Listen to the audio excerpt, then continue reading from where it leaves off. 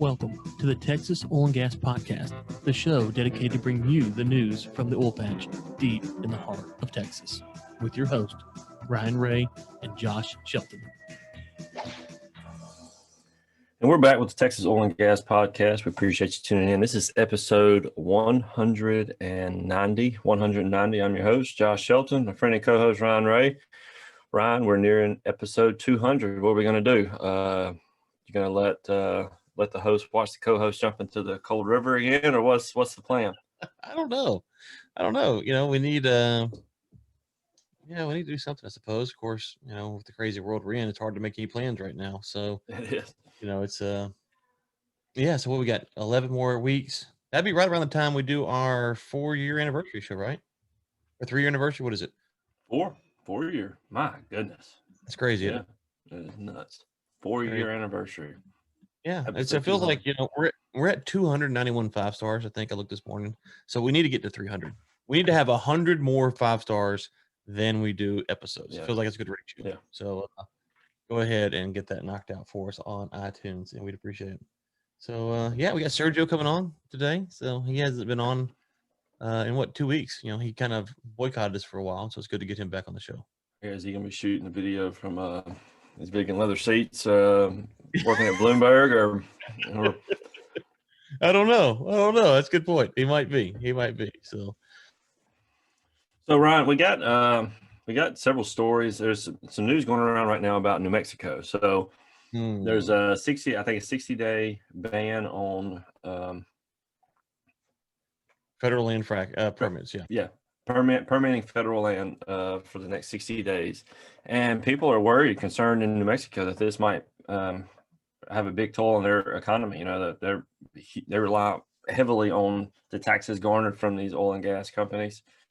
So we're just kind of watching the New Mexico market to see how it responds to this.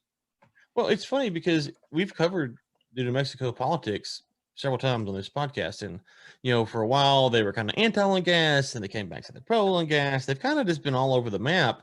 But as I pulled up here, Josh, you know, Biden won New Mexico in 2020, all 5 of the electoral votes, and he got basically 100 more thousand votes than Trump did. Okay, so 100,000 more votes. He got 501. Trump got 401. So right at 100,000 more votes. Now, Biden's votes came in, you know, the northern part of the state. Trump's more rural parts of the state, what you would expect. So this is, you know, there's a couple of problems here. One, do people in Albuquerque or Santa Fe, by and large, care what happens in the southeastern part of the state? Probably not. But then, aside from that, maybe those people in Albuquerque and Santa Fe would be okay with the fracking going on. But then you have the federals in D.C. who are controlling this, and so you know these are questions that, as our society moves forward, we have to start taking a little bit more seriously. We've kind of thrown out these things of federal lands and who's in control, and you know this, that, and the other. And I think you know now you're starting to see that this is a potential impact that could really cost the state of Mexico. I don't know what percentage of the Mexico drilling is BLM land, but I think it's pretty substantial. I don't think it's a lot of private land out there, right?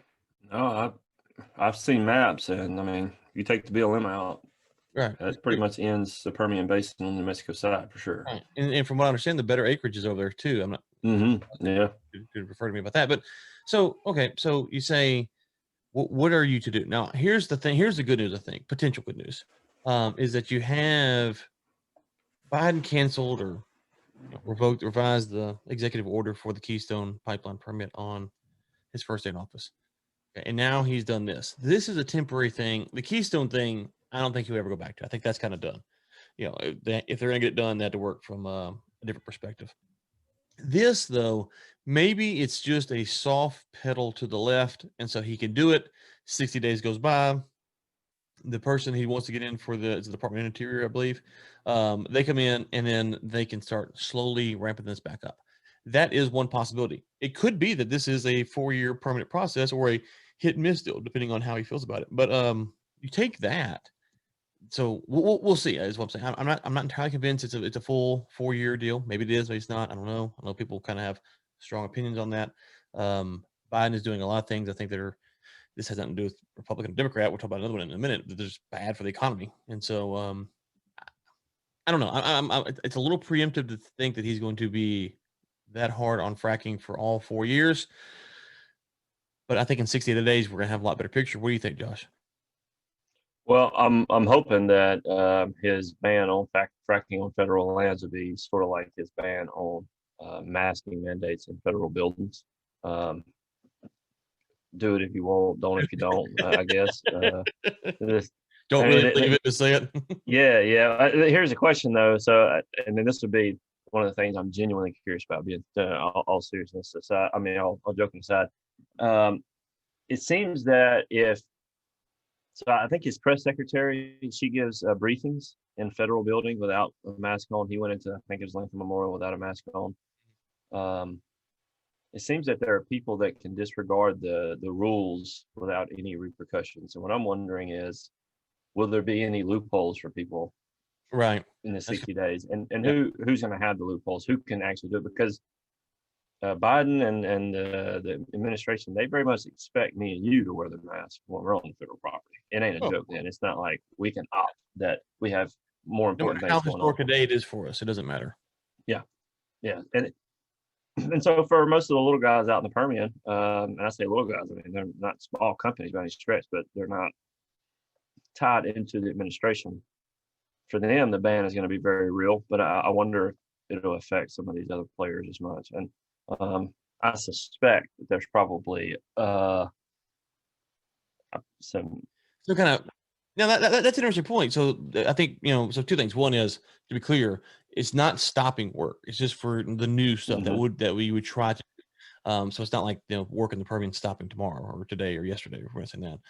You got 60 days where they're not going to do anything new. Now. That's interesting. They might do that. That might be right, Josh. Is that after 60 days they come out and say, okay, listen, we're going to open back up the permitting, but here is a laundry list of things that you're going to have to comply with before you're eligible. And so then they've really kind of goes back to our comments about Exxon giving campaign donations. Someone like Exxon might be able to capitalize, but someone like I don't want to say small company name, but small company here might not be able to. So yeah, that you might see something like that. That's a good point. I think you might be onto something. And then Exxon released a memo. This is reason number 76 why you send donations to both presidential candidates. Well, I mean, and I think I'm going to have the back of anyone who does oil and gas in general, just because it's a good thing to be done. But I do think that if we do see a trend like that, to where the little guys effectively cut out, and it's the big boys who are taking advantage of these draconian rules, if you will, just be prepared. It will no longer be the Texas Oil and Gas podcast. It will be Pound the Big Company podcast, and we will be on here railing on those folks on a weekly basis. And the other thing though to keep in mind is that you have that, and so you got to deal with that. And on the flip side, you have the minimum wage law that talking about increasing, and I don't, so here's kind of how I thought about the minimum wage. First off, I don't want to get into all the economics of it. Just kind of keep it at a high level. I want people to get paid as much as humanly possible. So anything I say is in the context of, I want you to get paid more. So if you're making $10 an hour now and you're like, I want to make 15, well, okay, great. I have no problem with that. So that's not the problem. The question, Josh, is that, what percentage of the companies have employees that make $17 an hour? And I'm picking that number kind of arbitrarily, $17, $18 an hour. What percentage of companies, service companies, oil and gas companies, have folks that make $17 an hour? And here's one. So if you're making $17 an hour right now, okay, and let's say that you're being billed out, your service company being billed out at 55 an hour or 45 an hour or whatever it is, and then the minimum wage goes from, was it $7 an hour right now, something like that? Okay, and it goes up to 15. Okay, so now Josh is sitting there making $17 an hour, and he was making over 2 times the minimum wage, and now the minimum wage is 15. Does Josh need a raise? Yeah, interesting question. Yeah, I mean, and so people talk about the $15, the folks making 7 going to 15. Okay, well that's fine. Okay, there's economic problems with that we can talk about, but it's all those folks who were making 17 who were content with 17 because it was a lot more than the minimum wage. There was a large separation, just like managers. So you think about a manager who's making $35 an hour, right? Well, if you move the minimum wage up to $33 an hour, just to pick that number. He's not going to be, or she's not going to be like, oh, well, listen, the minimum wage is 33. I make 35. Everybody's happy. No, they're going to be like, listen, the minimum wage folks aren't doing what I'm doing. I need to be making more. There needs to be a larger gap between myself and the minimum wage. You might not like the idea. You might think that's cruel. You can think whatever you want to. That's just the facts. This is the facts. People who make substantially above the minimum wage believe that they have earned the right to make that difference, right? They're judging their value on the difference between the minimum wage and where they're at. So the closer the minimum wage gets to their salary, the more that they're going to get paid, which means if you keep your rates the same, the lower your profit margins go down across the board. Now, you might be sitting there going, okay, well, who cares? Who cares? Whatever. Less profits. Well, I'm pretty sure that most companies didn't make a lot of money in 2020, especially small guys. So then you're going to charge more for your services to make up the difference. Well, being that crude oil is not at $100 a barrel, it's not really a good time to charge more. So this effectively will put the squeeze on small businesses, especially small service companies, to decide: do we adjust our rates accordingly, or do we, take the haircut? And each company is going to have a mix of how many minimum wage employees versus $15 to $20 an hour employees, and that's really where this is going to impact, right?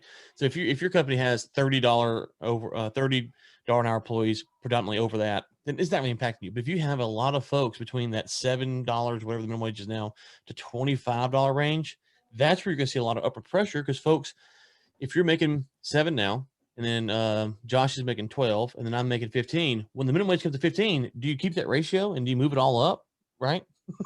And so those are the things that have to be dealt with, and it just makes stuff more expensive. You don't have to like it; it's just how it is. And so, anyways, that's kind of my thoughts on it. So there's a couple of things. So I read a book on economics by Thomas Sowell, and he talks about the effects of raising minimum wage. And he's looked at instances where it's been raised in the past. Every time they raise minimum wage, there's a couple of things that happen.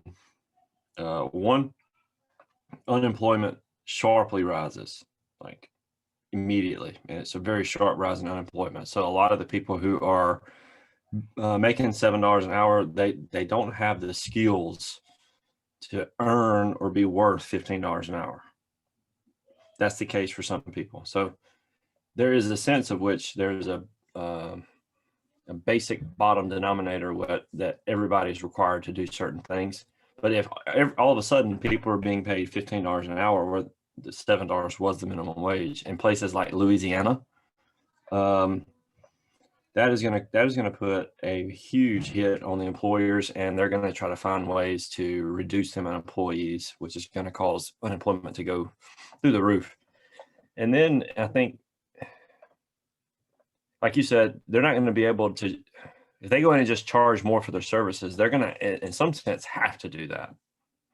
There's not going to be any way to go around it. They're going to have to charge more for their services. Charge more or not make as much. And just real quick, people like to say, well, companies don't need to make this much money. Well, we just saw the largest transfer of wealth from the small business to the large business in 2020. Small businesses are depleted right now. So if you're saying to them, hey, we want you to take a haircut, most of them took a bloodbath in 2020. So it's not like they have huge cash reserves on the side. They can take this haircut and they can kind of make it through 2021. That's not a guarantee. And so I think that, if we're in a booming economy, I wouldn't be in favor of this either, but you could at least say, well, companies are flush with cash. That's just not true.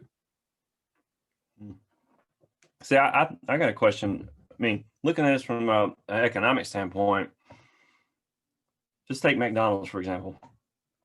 If McDonald's has to go up to $15 minimum wage, how many employees can they get rid of and still be able to function? That's question number one. If I'm the manager, okay, how many people can we cut and still have enough to go? Because we got to pay everybody $15 an hour. We don't need 2 people working the fries, just one. We'll need 2 people flipping the burgers. We just need one. We just need one of these. To keep the prices at what they are.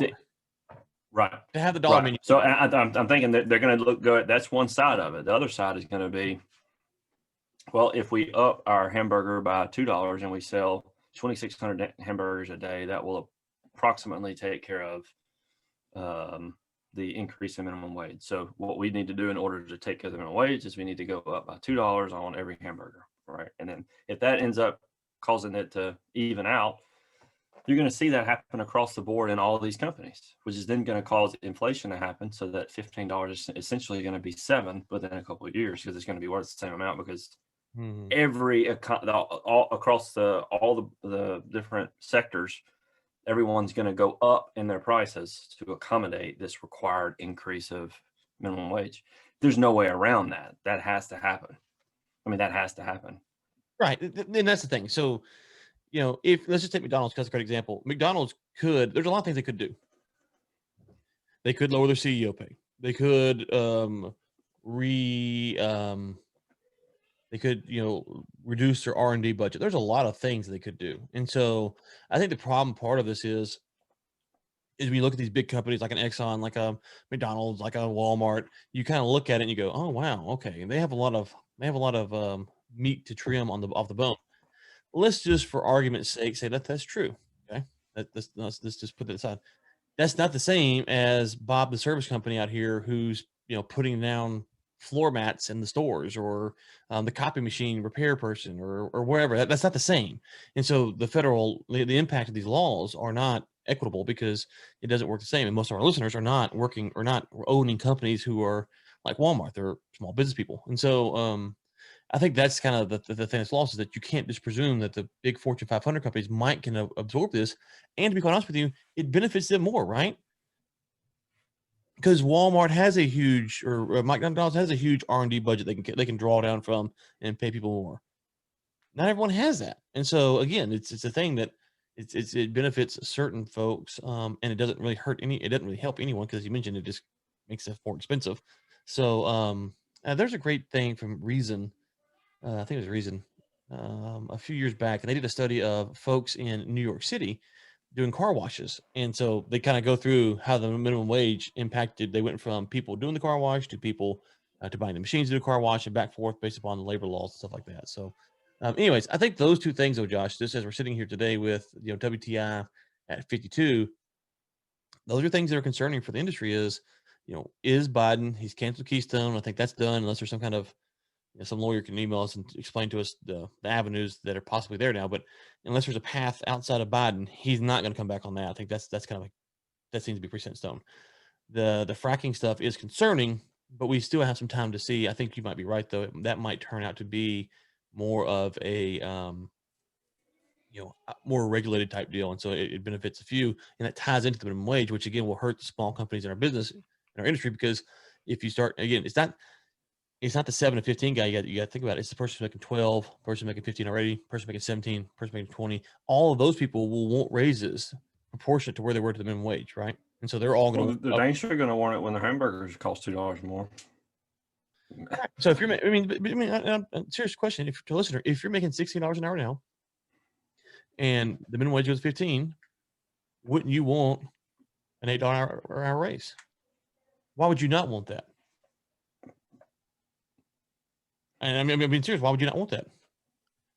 Okay, you want it in general. I'm saying, like, but why would you not be like, hey, well, boss man, I was making $16 an hour, and that was cool because the minimum wage was 7, and so I kind of felt like my value was here. But if the minimum wage is 15, why am I not making 25, 26, 24, something like that? Well, I think the boss man's response is going to be, well, pump the brakes here, Bubba. I'm about to get tore up having to pay these people a lot more money first.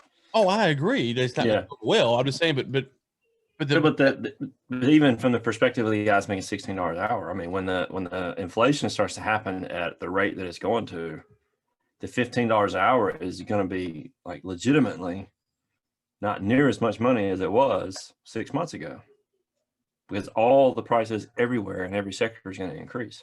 That's going to happen. And if that happens, then the $15 or the $16 that he was making is going to feel effectively like 10. Right. And that's unfair, because now, I don't know, man, that's a tough, I hate that for people that are in that situation. Yeah. That's the worst. Yeah. So all I had to say, I think that we're looking at the price right now and saying, okay, price is 52, how does this impact service companies who are going to want to go to work for oil and gas companies? And they're going to have tough decisions to make. Again, if you don't have a lot of lower income personnel on your staff, it's not going to impact you, because the upward mobility of the minimum wage. If you have no one making under $25 an hour, then good for you. But this is not going to impact you, but the service companies who do have a lot of lower income earners, the $10 an hour, the $12 an hour, the $14 an hour, the $15 an hour, anyone at $20 an hour, they're going to have a tough decision to make. Do they raise their rates? And then in kind, do the oil and gas companies accept the higher rates because they're saying, listen, I get it. Your rates are higher because you need to pay people more, but the price is still $52 a barrel, $55 a barrel, $53 a barrel. Like it's not great for us. And so we don't want you raising rates because we're not making a killing here either. So you kind of have this thing to where how does this balance out over the next, if this gets past the next 6 months, and it could put a squeeze on service companies that just as they're trying to get their feet underneath them, they're concerned now about having to raise their rates and this is not a good time to be calling up your clients and say, hey, we want to raise them rates.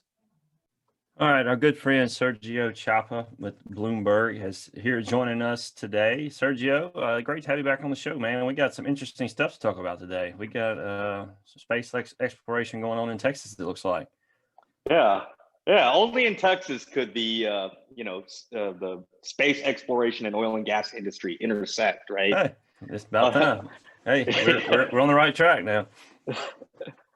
Yeah, that's right. It's taking shape in a really interesting way. You've got the billionaire Elon Musk getting into the oil and gas business.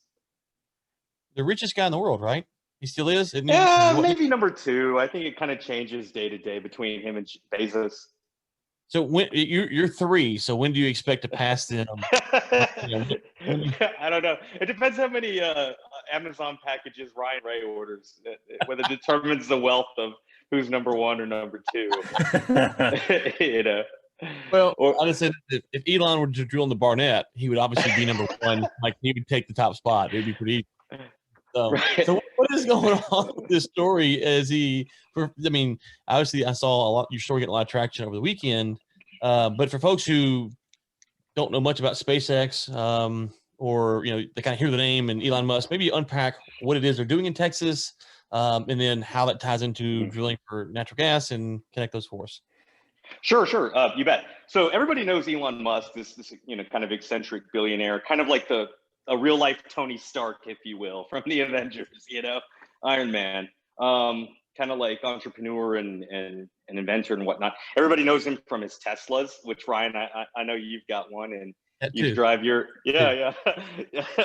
You got two as you go to the Burger King to get your Impossible Burger, your vegan leather seats, right? Oh, my Impossible Burger or whatever it's called. Yeah. So anyways, so Elon Musk, kidding aside though, Elon Musk is Tesla electric vehicles. He's Solar City solar panels, and and he also makes storage batteries not only for the solar equipment but also for the electric vehicles. But he also has this side hustle, if you will, SpaceX, and launching rockets into space, satellites, and also people, contracting ferry service for NASA. And where he really stood apart is this concept where, normally when you launch a rocket into space, like you always see the launch photos, it kind of just detaches itself from the space shuttle and just falls into the ocean.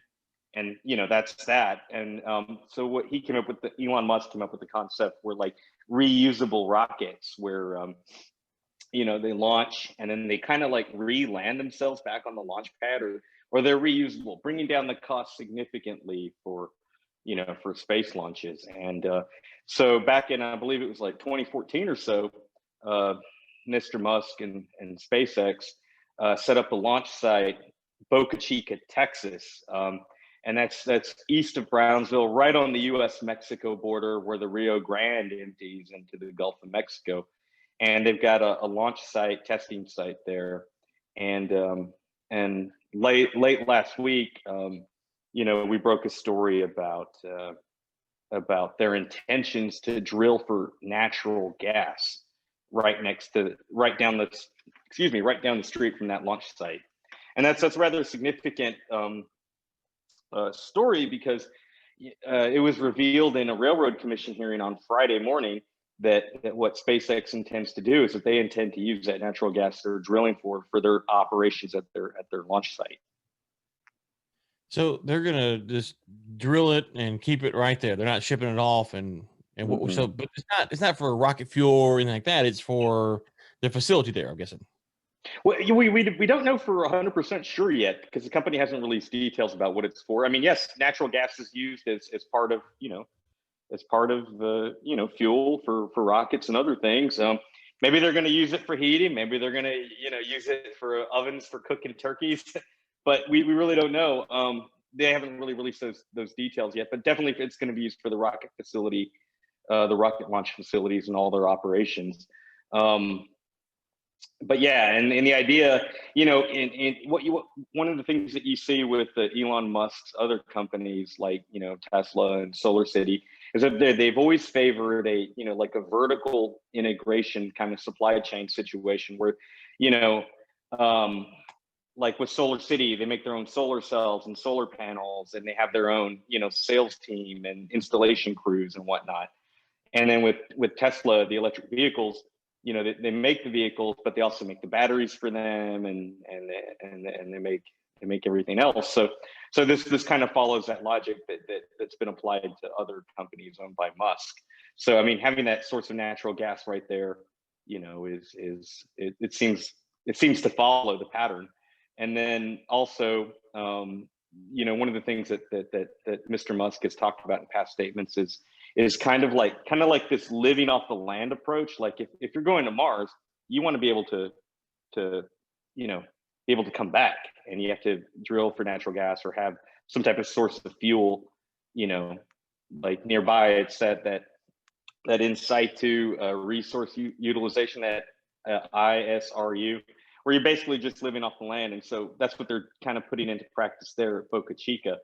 They're developing their own natural gas, perhaps getting experience, for what they might do in Mars or beyond. Yeah. So real quick, you say we've said that they are drilling. Is it actually SpaceX that has bought out a drilling company, or are they hiring like some other company come and do it? Are they just paying someone for who owns these minerals and stuff like that? Did they lease it? Do you know any of those details? Yeah, no, definitely. Good question too. And I'll tell you what, there's this affiliate company that SpaceX launched, no pun intended, in June of last year. It was the name of it is Lone Star Mineral Development, and it was created in June 2020. And what it started to do is started to buy up mineral rights in the surrounding area of the launch pad. And so one of the properties one of the mineral leases, oil and gas leases it bought up was one that belonged to Sanchez Energy here in Houston. And Sanchez had successfully drilled a natural gas well in the area. And they had it producing for years, but it had been inactive since about 2014 or so. And but there's kind of a little bit of a legal dispute between Lone Star, because Sanchez, although Lone Star bought that 806 acre lease, 24 acres of it sits on another kind of lease, if you will, that Sanchez sold to another company in Dallas called Dallas Petroleum Group. And that's two wells that sit on 24 acres. So right now, Lone Star Mineral Group, the SpaceX company, and Dallas Petroleum Group are involved in like a dispute in the Railroad Commission, like in the hearings division of the Railroad Commission. So they're trying to suss out, who really owns that 24 acres. There were some aerial photos submitted as evidence at the Railroad Commission hearing for this very topic on Friday.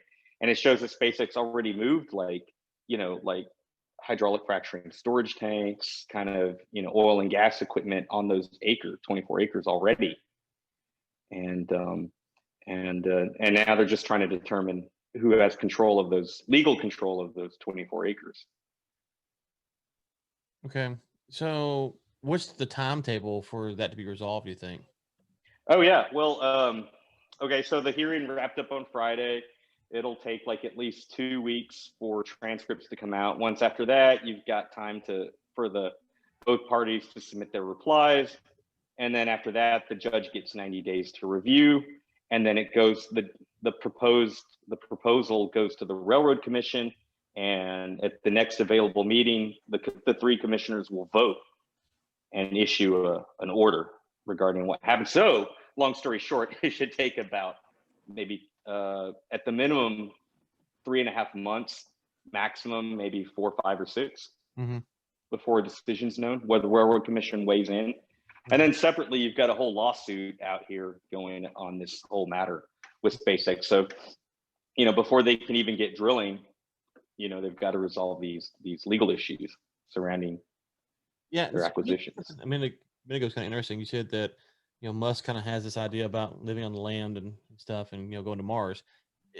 Is there really the thought process that they might take drilling equipment all the way to Mars and try to punch holes in the ground? Like, that seems like a pretty risky move if you don't know what's there. Or do they have reason to believe that there are gases under the surface of Mars? I don't follow the Mars stuff that closely, so I'm curious.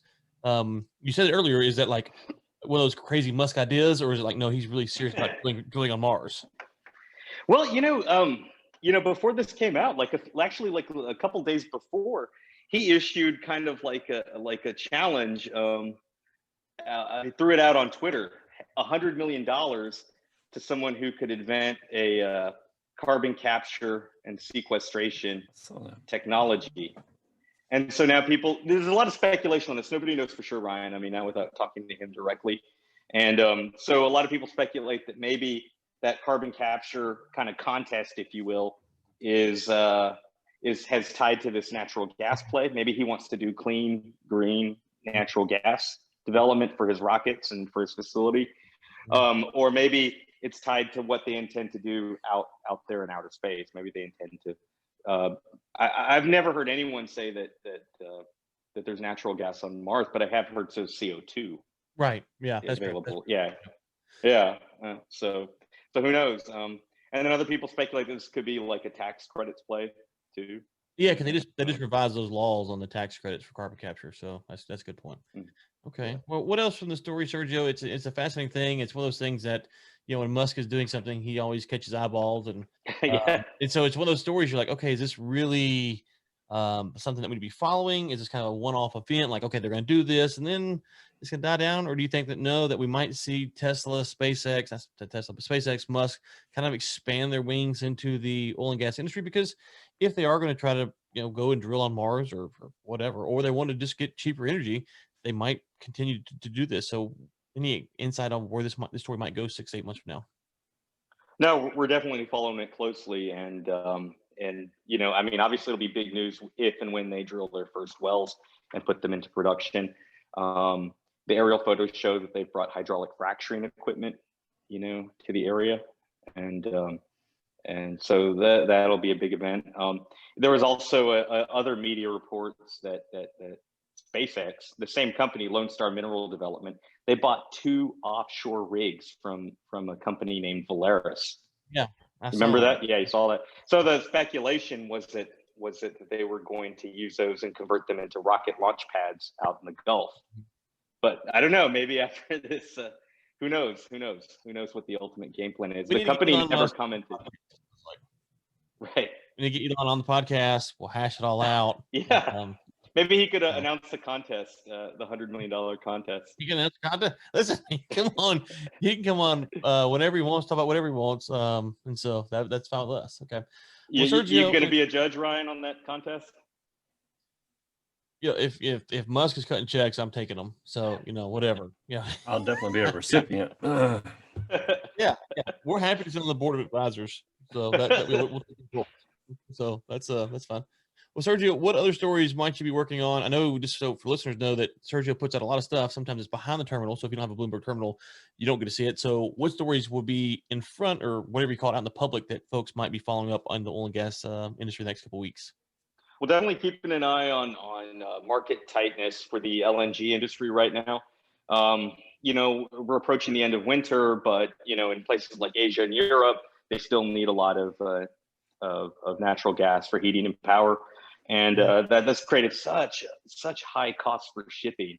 There was a LNG tanker that showed up here at Freeport LNG here in Texas over the weekend, and the ship normally services Nigeria LNG, but what happened is out in Africa.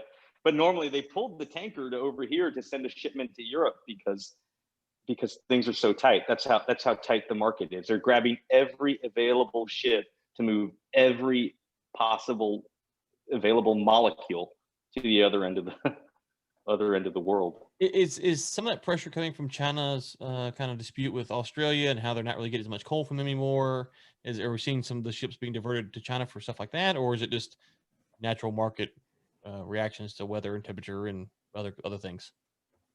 I think you see a lot of these cargoes going to Japan and South Korea, traditional buyers. There's a lot going to China as well. And then also like high European demand. They've depleted their storage, from I think that kind of China thing separate is kind of a separate story. Yeah. I mean, I think they found other sources of coal other than there's that dispute with Australia you're talking about. Right. Yeah, I think they found other sources. Yeah, they got some from Indonesia, I know, but then there's reports for a while they are in blackouts, and they've got like 60 Australian tankers or ships out in the port. They won't do anything with them. They're just sitting there. It's crazy. And so I know some have been diverted, but the last time I saw, like 60 are sitting there. So anyways, okay. Well, Sergio, where can folks who are new to the show follow you at? Well, I always follow the fun on Twitter at Sergio Chapa, all one word. And then also LinkedIn. LinkedIn is also another little fun spot. All right. Well, Sergio, it was good to get you on again, and congratulations. And hopefully Mr. Musk will come on our show, and then when he does, we'll refer him to you.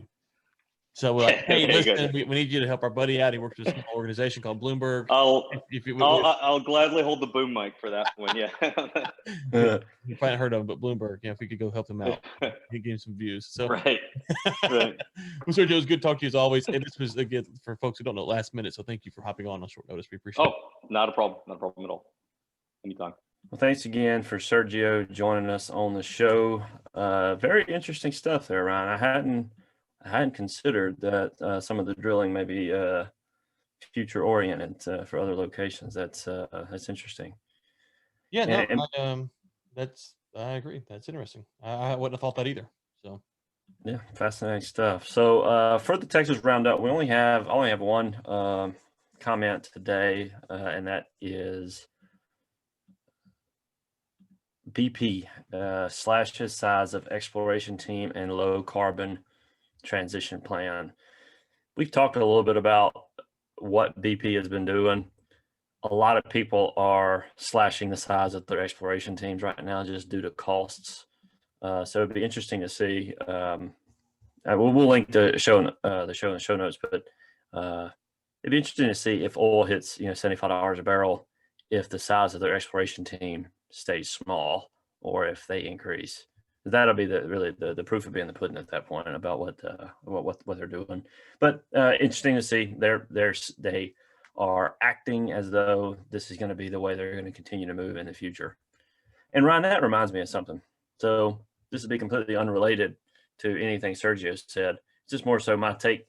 How would you feel if someone like Musk and SpaceX, who've been incredibly against oil and gas industry, it seemed to me, at least on the face of it, ends up getting a huge foothold in the oil and gas industry because of some of the negative press that they get from companies like them, causing the prices to go low and getting a harder time. And so companies like Tesla or SpaceX getting a foothold into the oil and gas industry. It's interesting because I don't know what Musk stands on oil and gas historically has been. I know he's true. I know he's mad about the Paris Climate Accords when Trump left. I remember that. I don't know what his stance on oil and gas in general is. But Musk is interesting because it's hard to know if Musk really believes stuff or if he just kind of goes where the wind goes, And so, is Musk really a libertarian type, classical liberal type, or is he just mad that Tesla was getting shut down because he's taking a ton of government money? So it's not like he's opposed to the government just wasting money on his company because they've wasted a gazillion dollars on Tesla over the years, and his company hasn't made money a lot. So it's hard to tell what he really believes versus if he's just opportunistic. I don't really care the way. I'm just saying that I have a hard time kind of reading where he comes in on issues. And so, but let's just be honest here. To your point, it would be the first time that someone, listen, Exxon, we talked about them. Here they are supporting Biden. Biden's putting out regulations that will impact the industry, and they'll probably benefit from it, right? Mm-hmm. So we got folks in our own industry that do it. Much less, so I don't think Musk can get too big of a foothold, but I don't know. Well, Yeah, I agree. Yeah, and you know, we had a pretty good shot to get him until this little last segment. We had a good shot to get him on the show, but well, Elon, you can come on the show anytime. nothing but softballs. Nothing but softballs, baby. Nothing but softballs. Nothing but softballs. And so we can get me. I'll tell you what, we'll get Elon, me, you, Rogan in Austin, and we'll just do a big show. We'll give Rogan needs some numbers. We'll help him out. Tell him some time. Elon needs some press. We'll give him, so we'll help everybody out. So that's just how we'll do it. So, Well, listeners, y'all set it up. yeah, tag Elon in this episode, and let's get it done. To everyone, thank you so much for tuning in. And until next time, keep climbing.